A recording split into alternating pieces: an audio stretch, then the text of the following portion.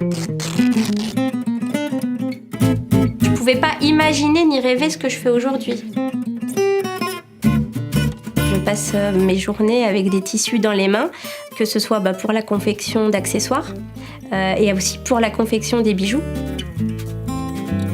La couture, ça fait partie de ma vie personnelle, mais je l'avais jamais envisagée comme un métier. C'est pas moi qui me suis déclarée créatrice, mais on va dire que c'est un peu les autres qui m'ont révélée créatrice.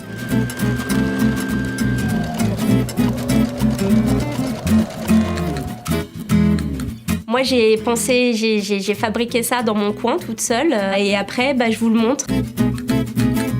On se met à nu, voilà. Je ferai du noir et du gris, je vendrai 3 fois plus. C'est juste que c'est vraiment pas ce que je souhaite apporter aux clientes. C'est aussi dans cette optique-là, de fabriquer pour égayer. J'ai même pas eu l'envie ni l'attirance d'explorer d'autres matières que le textile.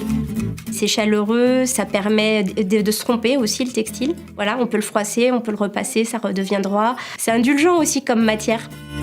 À la base, j'aimais beaucoup travailler la feutrine, mais son grand défaut, c'est que c'est pas solide. J'ai imaginé une matière issue de la rencontre donc, du tissu et de la feutrine. Donc, c'est vraiment la matière qui revient dans toutes mes créations de bijoux. Il n'y a pas un bijou où il n'y a pas de la résine. Il y a toujours cet enduit qui vient se donner ce côté bonbon acidulé à mes créations.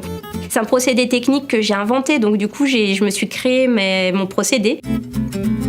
L'avantage d'être en atelier boutique, c'est que je peux orienter, bifurquer assez rapidement si j'ai fait un mauvais choix, parce que ça peut arriver. J'ai le retour des clients assez direct.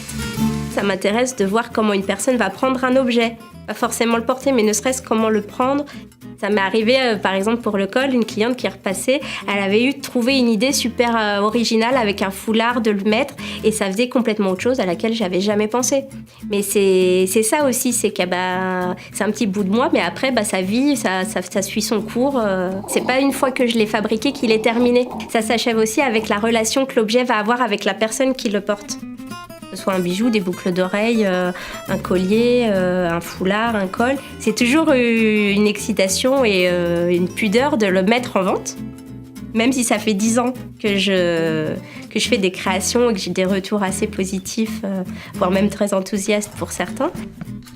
C'est le fait que ça plaise et qu'on m'encourage qui me donne ce moteur et cette énergie pour continuer.